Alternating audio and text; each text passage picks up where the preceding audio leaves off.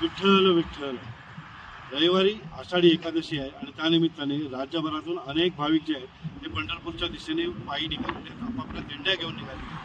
सुमारे 700 ते 800 वर्षांपूर्वीची सगळी परंपरा जोपासत आज हा संपूर्ण वारकरी पुन्हा एकदा पंढरीच्या वाटेला. संत श्रेष्ठ महाराज, त्याचबरोबर अशा सकल संतांच्या पालखी मंदिराच्या प्रांगणामध्ये असतात. मी आज पहिल्यांदा वारीला चाललो आणि कारण की मला मृदुंग आणि तबला वगैरे वाजवण्याची खूप आवड असते आणि त्याचा अनुभव घेण्यासाठी मी आज पहिल्यांदा वारीला चाललो. बाबाच्या ज्या पालख्या आहेत अशा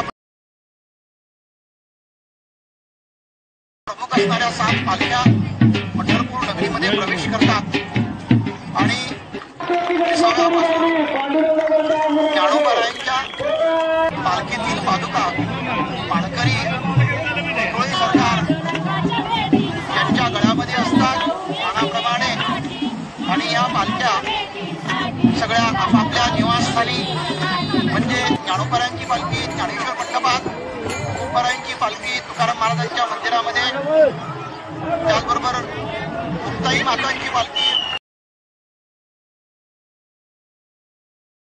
मुक्ताई मठामध्ये अशा आपापल्या निवासस्थानी या पालख्या विसावतात. आहे जाईन गे माये तया पंढरपुरा आणि भेटेन माहेरा आपुलिया असं म्हटलं जातं.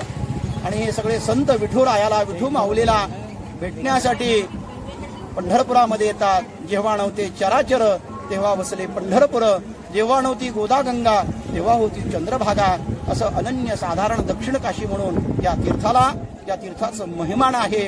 अनन्य साधारण महत्व या विसाव्यावरती ज्ञानोबारायांचं घर रिंगण होतं आणि त्या ठिकाणी आरती होते आणि मग त्या ज्या मानाच्या पालख्या आहेत त्या पंढरपुरामध्ये प्रवेश करतात.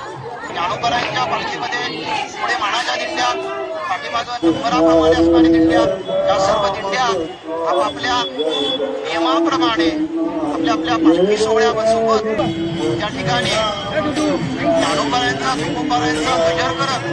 वारी ही महाराष्ट्राची पारंपरिक जेवण आहे आणि यामध्ये जो संत परंपरेचा जो या ठिकाणचा एकंदरीत वातावरण असतं ते वातावरण माणूस आणि माणूस, त्याचबरोबर या समाजातली विषमता, भेदभाव हे नष्ट करणारी आणि नित्यगीतेचा गळून पडून एक केवळ माणूस म्हणून या जगामध्ये श्रेष्ठत्व सिद्ध करणारं संत ज्ञानेश्वर आणि संत तुकाराम महाराजांचं जे तत्वज्ञान आहे ते पंढरपूरमध्ये ताळमृदंगाचा जयगुण होतो आणि आजूबाजूला पंचकोशीमध्ये सर्वत्र विठ्ठल नामाचा गजर असतो.